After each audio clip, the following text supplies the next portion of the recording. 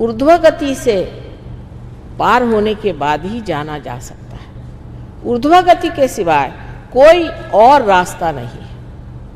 कुंडलिनी जब तक आप उठ करके और आपके ब्रह्मरंध्र को नहीं छेदेगी, तब तक आप उस ईथर से या उस सूक्ष्म से जो 5 महातत्वों में बसा हुआ है, उसमें प्रवेश नहीं कर सकते। तो उसकी जो सूक्ष्मता है उसमें आपने प्रवेश कर लिया। अब हर चीज़ को आप इस्तेमाल कर सकते हैं। जैसे मैं आपसे कहती हूँ कि अभी ध्यान करने से बाद अपने जूते उतार लीजिए और ज़मीन पर पैर रखिए। ये पृथ्वी माता, ये भी तो एक तत्व है। पृथ्वी एक महान तत्व है और उस महान तत्व पे आप जब पैर रख देते हैं तो उसकी भी जो सूक्ष्म शक्ति है वो जागृत हो जाती है और वो आपके पाँव से खींच लेती है आपके अंदर जो कुछ भी जड़ता है। फिर कभी कभी आपसे कहा जाता है कि आप अगर राइट हैंड आप हमारी तरफ करें और लेफ्ट हैंड ऊपर की तरफ करें। इसकी वजह यह है कि राइट हैंड जो है इसमें आपके जो प्रश्न हैं वो सारे आपके अहंकार से आते हैं और अहंकार को सबसे अच्छा खींचता कौन है? तो ये आकाश। इसलिए आकाश की ओर आप नज़र करते हैं और एक हाथ इस तरह से करने से इस हाथ से वो चीज़ निकल जाती है। सहयोग बहुत ही साइंटिफिक है, पर मूलभूत होने की वजह से, फंडामेंटल होने की वजह से अत्यंत सहज और सरल है। फिर कहा जाता है कि आपके अंदर कोई मानसिक व्यथा हो या मन से कोई व्यथित हो या कोई इस तरह की चीज़ हो जिससे कि हम कह सकते हैं कि ये मनुष्य उद्विग्न है या डिप्रेस्ड रहता है या इसके अंदर एक तरह की निराशा से छाई हुई। ऐसे लोगों से कहा जाता है कि आप लेफ्ट हैंड दीप की तरफ रखें। अब जो दीप है ये नेगेटिविटी को भगाता है। दीप रखते ही साथ वो दीप एनलाइटन हो गया, उसमें उसका जो सूक्ष्म प्रकाश है वो अंदर बहना शुरू हो गया। उस प्रकाश के डर से जो नेगेटिविटी थी वो आपके अंदर इस तरह से आई और आ करके आपने यहाँ ज़मीन पर रखा तो उसने खींच ली। तीसरी बात कही जाती है कि आप दोनों हाथ फोटो की तरफ रखें और दीप जलाएं और दोनों पैर पानी में रखें। उस दीप के कारण आपके अंदर जो दोनों ही तरह की नेगेटिविटी है वो पानी खींच लेता है। इस पानी में थोड़ा सा नमक डाल देने से ये भी सूक्ष्म रूप से बड़ा भारी सागर बन जाता है। इसका बहुत ही साइंटिफिक कारण है। जो भी क्रियाएं सहयोग की हैं वो बेवकूफ़ी की नहीं है, लेकिन वो इतनी सीधी सरल है कि लोग समझते नहीं। ईसा मसीह के 12 शिष्यों पर जब आदिशक्ति होली घोस्ट का आशीर्वाद आया तो वो सब चक्रों की बात करने लगे और हाथ वाथ घुमा करके आपस में बताने लगे। तो सब ने सोचा कि ये तो कोई पागल लोग हैं, उनको पागल में ही कहना शुरू कर दिया। लेकिन उसका अर्थ ईसाइयों ने ये लगाया कि वो कोई ग्रीक लैटिन ऐसी भाषा बोल रहे थे, वो चक्रों की भाषा बोल रहे थे। ग्रीक लैटिन भाषा है तो कोई भूत आपके अंदर ग्रीक आ जाए तो बोलेगा, कोई और ऐसा आ जाए तो वो दूसरी भाषा बोलेगा। लेकिन वो भाषा बोल रहे थे जो वो थी चक्रों की, जो कि सर्वसाधारण मनुष्य समझ नहीं पाता।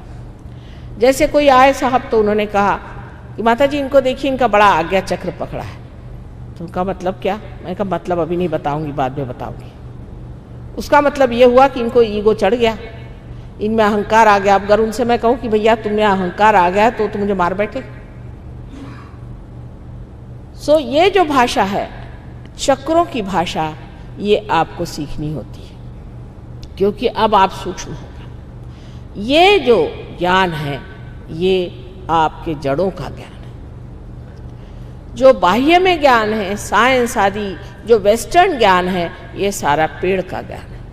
और वहाँ पेड़ का ज्ञान तो बहुत बढ़ गया, बहुत ज़्यादा पेड़ बढ़ गए, लेकिन उनकी जड़ें खत्म हो गई। तो अब वो धीरे धीरे डामाडोल हो रहे हैं और उनको डर लग रहा है कि हमारा सर्वनाश हो जाएगा। उसकी जड़ें भारतवर्ष में अनादिकाल से हमारे सद्गुरुओं ने और हमारे अवतारों ने ये प्रणाली हमें दी और इसके बारे में बहुत खोल करके बात की गई। जबकि आदि शंकराचार्य आए और जब गुरु नानक साहब और कबीरदास जी ऐसे लोग आए, तब उन्होंने इस बात का पूरी तरह से उद्घाटन किया और दक्षिण में ज्ञानेश्वर जी ने इस पर बहुत बात कही। हालांकि मैंने आपसे कल कहा था कि मार्कंडेय जी ने इस पर 14,000 वर्ष की बात की थी। अब एक झगड़ा हमेशा खड़ा होता है निराकार और साकार का, इस पर भी थोड़ा सा प्रकाश डाल देना अच्छा है। पहले बात यह है कि जब लोगों ने ध्यान की बात शुरू की तो उन्होंने कहा कि हमारे चक्रों पर देवता बैठे हैं, उनका आप ध्यान करें। जब उनका ध्यान करना लोगों ने शुरू कर दिया तो नासमझी में वो एक एक मूर्ति को लेकर बैठ गए। किसी ने लक्ष्मी जी की मूर्ति बना ली, किसी ने दूसरी मूर्ति बना ली, किसी ने तीसरी मूर्ति बना ली। बस उसकी पूजा करो, आरती करो, ये करो, और कुछ अर्थ ही नहीं निकलता। तो लोगों ने कहा कि अगर शहद लेना है, मधु लेना है, तो फूलों की बात करने से क्या फ़ायदा, वो तो फूल में ही अटक जाता आदमी। तो उन्होंने कहा तुम शहद की बात करो, मधु की बात करो, तो फिर निराकार की बात होगी। इसमें बहुत से लोग आए, जैसे मोहम्मद साहब थे, नानक साहब थे, कबीरदास जी थे। पर यह बात नहीं कि नानक साहब नहीं मानते थे, क्योंकि नामदेव तो मूर्ति पुजारी थे, उनको कैसे इन्होंने माना। और अगर मोहम्मद साहब मूर्ति पूजा को नहीं मानते थे तो मक्केश्वर शिव को उन्होंने क्यों पूजा। लेकिन वो जो बात उन्होंने की थी वो सूझबूझ से, समझदारी से की थी, न मानने से नहीं या मानने से नहीं। क्योंकि वो जो पत्थर है यह अनादि काल से हमारे पुराणों में लिखा हुआ मक्केश्वर शिव है, जहाँ से वाइब्रेशंस आते हैं। ऐसे ही ईरान में हिंडोलिका देवी का भी एक बड़ा सुंदर मंदिर बनाया गया था, ऐसे अपने पुराणों में लिखा और मैं उसे देख आई। आश्चर्य की बात है कि हम लोग अपने बारे में जानते नहीं हैं और इस वजह से गलत इन लोगों को समझ लेते हैं। नानक साहब ने उस वक़्त समय के अनुसार ये कहा कि आप निराकार की ही बात करो, शहद की ही बात करो, मध की बात करो, छोड़ो फूलों। लेकिन वो भी बात ही बात रह गई। मनुष्य ने उसको भी बात बना लिया। जो मोहम्मद साहब ने किया वही नानक साहब ने किया, लेकिन सब बात में बात रह गई और लोगों ने निराकार की सिर्फ बात ही बात कर ली। चाहे आप फूलों की बात करें, चाहे आप शहद की बात करें, सब बात रह जाती है। मधु को पाने के लिए आपको होना चाहिए मधुकर, आपको भी होना चाहिए। जब तक आप मधुकर नहीं होंगे आप शहद तक पहुंच ही नहीं पाएंगे। ये सहज योग है कि निराकार साकार का झगड़ा खत्म। अब आप मधु को पाइए, पहले आप शहद को पाइए, फिर बात करेंगे। उसका जब आप स्वाद पाइएगा तो आप सामने आ जाइएगा और कहिएगा कि माँ ये आनंद हमने पाया नहीं, ये निरानंद है, ये हमने पाया नहीं। ये इतनी सुख की चीज़ है, इतने आनंद की चीज़ है। और अपने अंदर के सहज परिवर्तन को देख के आप आश्चर्यचकित होंगे कि मैं इतना क्रोधी आदमी था, मुझे क्या हो गया। मैं तो शराबी कबाबी था, मुझे क्या हो गया। कितना भी कहिए, मुसलमान लोग कहते हैं कि इस्लाम में शराब मना है, लेकिन मैंने ऐसे ऐसे मुसलमान देखे हैं कि उनके सामने शराब खाने खाली हो जाए। और जितनी कविता शराब खाने के बारे में लिखी है वो सारी मुसलमानों ने लिखी। नानक साहब कह गए, शराब को भी उस वक़्त में मोहम्मद साहब के समय में सिगरेट नहीं थी, उन्होंने सिगरेट को मना किया क्योंकि उस वक़्त सिगरेट नहीं थी, तो उन्होंने सिर्फ शराब की बात की। तो इन्होंने ये कहा कि भाई सिगरेट भी नहीं पियो और शराब भी मत पियो। लेकिन आप लंदन में देखें तो स्कॉटलैंड के लोग कहते हैं कि हमसे ज़्यादा तो सिख ही लोग शराब पीते हैं, अगर सिख लोग यहाँ से चले जाएंगे तो हमारी शराब कौन खरीदेगा। क्रिश्चियन लोग दूसरा नमूना है, सब एक से एक हैं, देखने लायक। क्रिश्चियन लोगों को ईसा मसीह ने एक बार एक शादी में जा कर के और एक पानी से ही वाइन बना दी। वाइन का मतलब होता है हिब्रू में द्राक्ष का रस। वो तो बहुत आसान चीज़ है। तो इन्होंने उसका अर्थ लगाया अल्कोहल। आप ये बताइए कि 1 मिनट में कोई अल्कोहल बना सकता है? उसको तो सड़ाना गलाना पड़ता है सालों, तब जाके अल्कोहल बनता है। लेकिन इस बात को नहीं सोचेंगे उन्होंने उसमें से निकाल लिया कि ईसा मसीह ने तो हमको शराब पीने की हाँ कर दी। और आश्चर्य की बात है, कोई मरता है तो शराब पीते हैं और कोई पैदा होता है तो शराब पीते हैं। ऐसे अब लोगों को क्या कहा जाए? उसी प्रकार अब जैन लोगों की बात करें कि इन्होंने ये ले लिया अपने सर में कि हमें गोश्त मच्छी नहीं खाने का, पर शराब पीने में कोई हर्जा नहीं। जैन लोग ऐसी शराब पीते हैं कि बड़ा आश्चर्य होता है। जो चेतना के विरोध में चीज जाती है, जो कि शराब है, उसको पीते रहते हैं। हर एक आदमी ने अपने अपने धर्म का एक एक ऐसा नमूना ढूंढ लिया है कि जिससे उनकी जो कमजोरियां हैं, उनकी जो वीकनेस है, उसको सपोर्ट कहाँ से मिलता है? इससे आप लोग कमजोर तो हो जाएंगे और दुर्बल हो जाएंगे। ये सब बातों से कोई अच्छाई तो आने वाली नहीं है आपके अंदर। जिस चीज से आप सबल हो सकते हैं, समर्थ हो सकते हैं, सम अर्थ हो सकते हैं, वो है आपका आत्मा का जानना और सच्चाई पे खड़ा होना। सच्चाई पे खड़ा होना, और सच्चाई ये है कि ये सब ढकोसलेबाजी में आप परमात्मा को कभी नहीं पा सकते। हजारों कि वो संसार में क्यों आया है, वो ये सोचता भी नहीं है कि मैं ये संसार में किस लिए आया हूँ, परमात्मा ने मुझे क्यों बनाया, आखिर मुझे क्या करना चाहिए, मेरे जीवन का अर्थ क्या है, खाना पीना, बच्चे पैदा करना और मर जाना, यही क्या मेरे जीवन का आखिरी लक्ष्य है?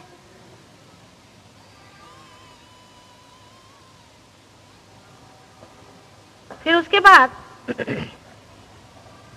बजाय इसके कि सादगी से रहे, सरलता से रहे, अच्छाई से रहे। सिनेमा बनते हैं, लोग देखते हैं उसको कि ये पाप कर्म किया, वो पाप कर्म किया, उसके फलस्वरूप ये हो गया, ये बीमारी हो गई, वो बीमारी हो गई, ये तकलीफ हो गई। रात दिन हम लोग देखते रहते हैं जिसको कि सेल्फ डिस्ट्रॉइंग कहना चाहिए। आज ये तकलीफ हो गई है, आदमी मुझे कोई आके बताते, माँ मेरे पति का ऐसा है, मेरा बच्चा पागल हो गया, मेरी लड़की का ऐसा हो गया, वो, और तुम सब ठीक कर दो, मेरे पति को भी ठीक कर दो, बच्चों को भी ठीक कर दो, मैं लड़कियों की शादी भी करा दूं। अरे भाई, तुम्हारी क्या संपदा परमात्मा के पास है? तुम अगर बैंक में जाके कहो कि हमें 1 लाख रुपया दो, तो आपको 1 कौड़ी भी नहीं देने वाला ना कोई। आपकी भी कुछ तो संपदा परमात्मा के पास होनी चाहिए। हमने क्या संपदा जोड़ी? सहयोग में आने के बाद भी बहुत से लोग पार हो जाते हैं। पार होने के बाद सोचते हैं, हाँ माता जी हमको बड़ी ठंडक आ गई, शांति मिल गई। माने ये कि मुझे सर्टिफिकेट दे रहे, खाता झालं थंड, जीव थंड झाला। मुझे सर्टिफिकेट थोड़ी चाहिए कि भाई मैंने तुमको पार किया कि नहीं किया। मेरे को थोड़ी कोई भगवान को सर्टिफिकेट दिखाने का है। अब आप पार हो गए, अब आप अपनी संपदा जोड़ो। अब आप संपदा जोड़ सकते हैं, उसको जोड़ा कि नहीं ये तो देखना चाहिए। अभी देखिए ये लड़की है, इसकी पूर्व संपदा कुछ भी नहीं, इसके माँ की भी नहीं, बाप की नहीं। माँ ने ब्लैक मैजिक किया और बाप ने न जाने कितने धंधे किए, 50 लड़कियों के पीछे भागता रहा, कितनों की जिंदगियां खराब कर। ससुर एक नमूना तो वो दूसरे नमूने। पूर्व संपदा सारी बेकार हो गई। उसके बाद सहयोग में आने के बाद भी अगर मनुष्य सोचे कि हाँ भाई मुझे शांति मिल जाए, मैं शांतिमय हो जाऊं, मुझे सुख मिल जाए, बस, तो सहयोग का कोई भी दर्शन आपको नहीं, उसका लाभ कुछ भी नहीं। सहयोग से विवेक आना चाहिए, विजडम आना चाहिए। सहयोग से जानना चाहिए कि परमात्मा ने जो दीप हमारे अंदर जलाया है, ये जो आत्मा की ज्योत हमारे हर एक प्रत्यंग से बह रही है, जिसको हम चैतन्य की तरह से जान रहे हैं। इस चैतन्य को पाने के बाद इससे हमने कौन सी संपदा जोड़ी, कौन सा विशेष कार्य कर दिया? नहीं तो मनुष्य इतना सुपरफिशियल ही रहता है, सारी जिंदगी वो इसी में बिता देता है। अनेक जिंदगियां वो ऐसे बिता देता, खाना खाना,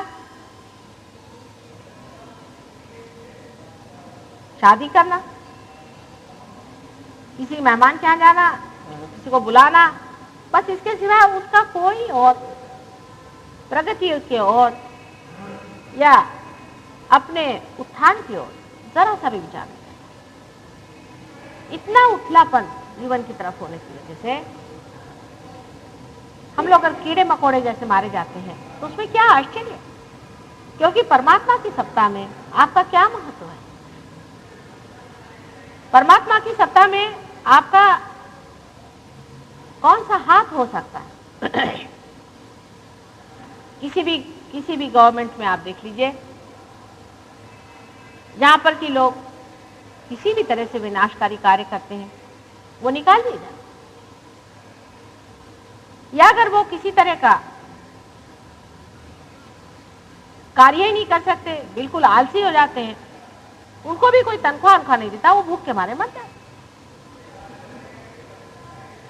उसी प्रकार परमात्मा के राज्य में अगर आप कोई सी भी संपदा नहीं जोड़िएगा, कुछ भी नहीं पाइएगा, तो हाँ मुझे तो शांति मिल गई, मैंने तो पा लिया, माँ ने मुझे दे दिया, सब मेरे इश्तेहार लगाने से कोई फायदा नहीं होना। गहरी बैठ होनी चाहिए, गहरापन होना चाहिए। आप सोचिए आपने सहयोग में क्या क्या किया, कितने साल से आप लोग सहयोग में हैं। सहयोग के बारे में आप कबीर को पढ़ें, गहरी बैठक आप देखिएगा, गहरा, आप ही जैसे इंसान थे वो भी, पर उनका गहराई, यानी अभी तक भी कहीं भी उनका एक पद सुन लीजिए तो मनुष्य गहरा उतरता है।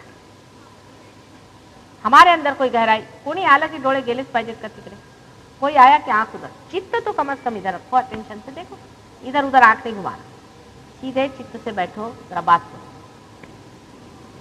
अपने जीवन के प्रति, अपने और एक तरह की इज्जत होनी चाहिए, रिस्पेक्ट होना चाहिए। हमारा जीवन कोई ऐसा व्यर्थ नहीं है जो हम ऐसी वैसी चीजों में बर्बाद करें। दो चार पैसे कमाने के पीछे में हम अपना मनुष्य का जीवन नहीं व्यर्थ करने चाहते। हमारा मनुष्य का जीवन अनेक योनियों से बीतने के बाद आज यहाँ पर आया, और उसके बाद सहयोग से हमने इतनी प्राप्ति कर। अब इस जीवन का हमने क्या उपयोग किया? आज मुझे बड़ा आनंद आया, एक जगह गई थी मैं, तो वो बताने लगे कि आपके एक शिष्य हैं, उन्होंने हमारी लड़की की तबीयत ठीक कर दी। मैंने कहा क्या नाम? कुछ नाम उन्होंने बताया, मैं तो मुझे याद नहीं उनको, मैं देखती हूँ होंगी, मेरे नाम भी याद नहीं मुझे, मैं तो अपने बेटों को उनकी आंख से पहचानती हूँ।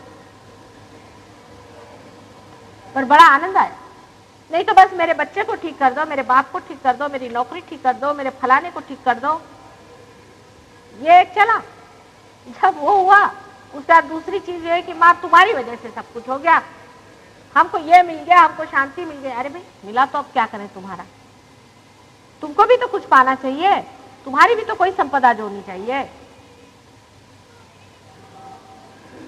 तो अपना अर्थ पहले समझो। देखिए आज इस लड़की को देखने से आपको पता चले इसके अंदर भूत बाधा है। जब भी मेरे सामने आती वो भूत यूं यूं यूं यूं करता है ना, आपने देखा। आप कहेंगे माँ मासूम है, भगवान ने इसे क्यों कर दिया? भगवान कभी भी किसी पे अन्याय क्यों करे? वो तो करुणा निधि है, प्रेम के सागर है, वो तो आपको शांति देने के लिए उतावले है, पर आप ही लोग नहीं लेना चाहते उसे, वो तो भी क्या करे? आपको सिर्फ स्वतंत्रता दी है ना,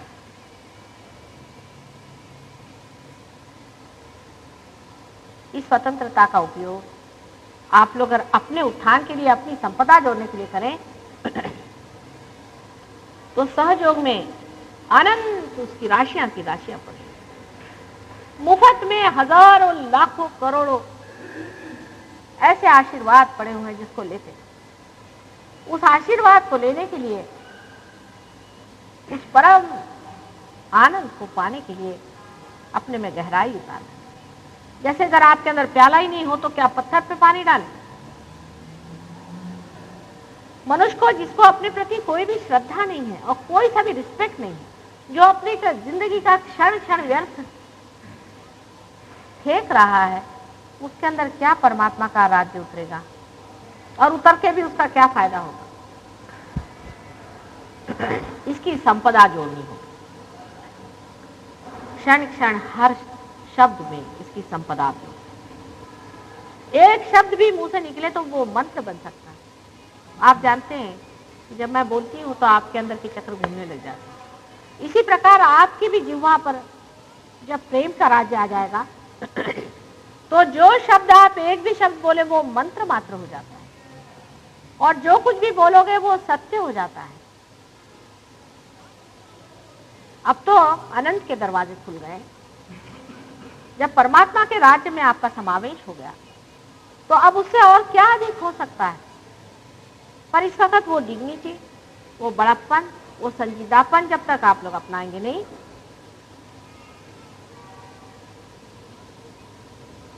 तो परमात्मा के द्वार पर भी आपको कितनी देर कोई खड़ा रखेगा? आपके लिए सिंहासन तैयार किया कि आइए बैठिए, लेकिन आप में अगर ये शक्ति ही नहीं कि उस सिंहासन पर बैठे, वो संजीदापन ही नहीं आपके अंदर में, तो वहां बैठ के भी क्या होगा? परमात्मा के राज्य में घुसने वाले लोगों को जरूरी चीज चाहिए कि पहली चीज मान लेना चाहिए कि परमात्मा सर्वशक्तिमान है और वो सारे कार्य को करते हैं, सारा कार्य वो निष्पन्न करते हैं। ऐसे सर्वशक्तिमान परमात्मा के राज्य में घुसने के बाद हमें अपना अहंकार छोड़ देना चाहिए। ये सिर्फ सहयोग के बाद हो सकता है, उससे पहले नहीं। जब तक आत्म साक्षात्कार नहीं होता आप अपना अहंकार नहीं छोड़। उस वक्त कहना चाहिए मैं नहीं, तू ही हो, तू अपना काम कर, मैं देख रहा हूं, दृष्टा मात्र। ये सहयोग के बाद ही संपन्न हो सकता है, उससे पहले नहीं हो। जैसे मैंने कहा था कि आपकी मोटर ही स्टार्ट नहीं हुई तो आप आगे कैसे प्रोग्रेस करेगा? कुंडलिनी का जागरण होकर के जब ब्रह्मरंध्र से छेद करके आपका चित्त उस प्रांत में पहुंच जाता है, उसके बाद ही ये कार्य संपन्न होता है। इतना बड़ा मुकुट अगर सर पे लगाया हुआ है, लेकिन आपकी चाल अगर वो नहीं हो तो क्या शोभनीय होगा?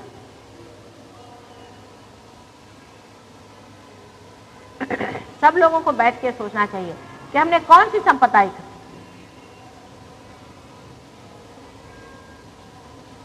और सहयोग का लाभ हमें जैसा हुआ है ऐसा कितने लोगों के लिए देने का हमने प्रयत्न किया।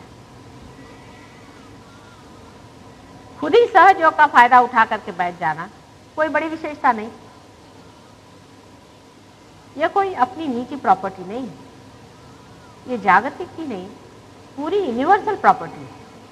इसको सबको देना चाहिए, सबको बांटना चाहिए, और सबको ये आनंद और शांति मिलनी चाहिए, और सबको आत्मा का प्रकाश मिलना चाहिए।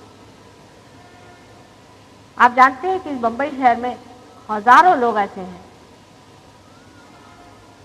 जिनको ये भी नहीं मालूम कि उनके अंदर आत्मा जागरूक है, कुछ भी नहीं जानते। हालांकि आप बहुत कुछ जान गए हैं आत्मा के बारे में, आप आत्मा को पहचान गए हैं, उसके प्रकाश को आप पहचान गए हैं, आपके अंदर वो प्रकाश जागरूक हो गया।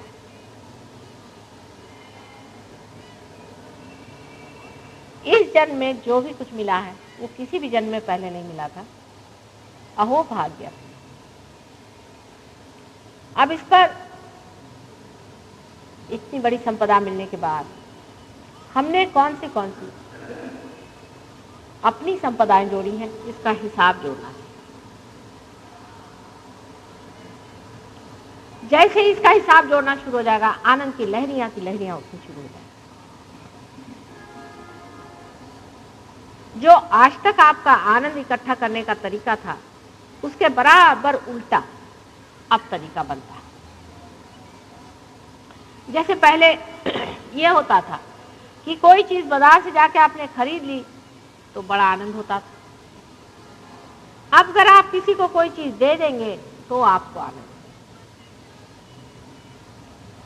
पहले अगर ये कहने में बड़ा आनंद होता था कि ये मेरा भाई है, ये मेरी बहन है, ये मेरा फलाना है, इसका ठीक करना है, उसका ठीक करना है, मेरे बच्चे हैं, मेरे बाप है, अब दूसरों को अपनाने में आनंद होगा। ये जो दायरे और सीमित प्रवृत्तियां हैं, ये जब टूटेंगी तब आनंद होगा। पहले जो झूठ बोल करके या किसी को दुखदाई बात कह करके आप सोचते थे कि आप आनंद पा लेंगे, आप किसी से एक भी प्रेम की बात करने से अनंत आनंद आए। हमें तो प्रेम से बात करना आता ही नहीं। मैं मनुष्य को देखती हूं कि इनको तो किसी से प्रेम से बात करना आता ही नहीं। जो भी होता है इतना कृत्रिम और इतना बंधा हुआ, अनैसर्गिक, बिल्कुल उसमें कोई भी स्पॉन्टेनिटी नहीं, उसके अंदर कोई खिंचाव नहीं, वार्मथ नहीं। ऊपरी जबान से हम लोग दूसरों से बात करते हैं, लेकिन सहयोग के बाद नितांत प्रेम से हम बात कर सकते हैं। एक भी शब्द कह देना और उसका कोई बुरा भी नहीं मानता। अभी आपने देखा इस लड़की को मैंने कहा इस तरह से, हालांकि मैंने उनको एक तरह से डांटा ही था, लेकिन वो समझ गई।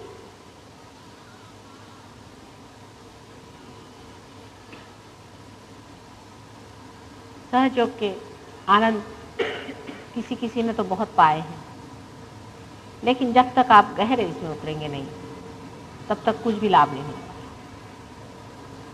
आप जानते हैं कि हमारे प्रोग्राम्स में हजारों में से कम से कम कुछ नहीं तो आधे लोग पार हो जाते हैं और उसके बाद बैठ गए घर में बैठ गए, फिर कहीं कहीं मिल जाते हैं, माँ हाँ उस दिन बड़ा आनंद आया था मुझे। फिर क्या हुआ भाई? फिर मैं उसी आनंद में बैठी रही। फिर क्या हुआ? फिर एक गुरुजी आए थे, उसको मैंने पैर छुए, उस दिन से मेरा आनंद आया। तो तुम गई क्यों उस गुरु के पास?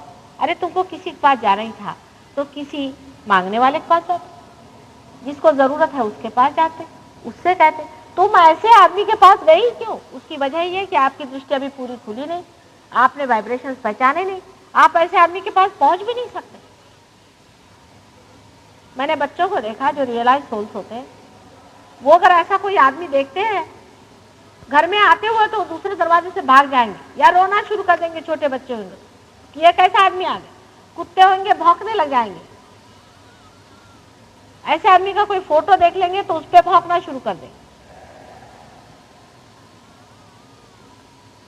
और अगर आप सहयोग से भी नहीं पहचान पाते कि कौन सा आदमी क्या है, ये क्या कर रहा है, ये किस तरह से हमें बता रहा है, इसमें कोई अर्थ है या नहीं है, फिर वो सहयोगी भी क्यों ना हो, कोई भी क्यों ना हो, अगर आप इसको नहीं पहचान पाते तो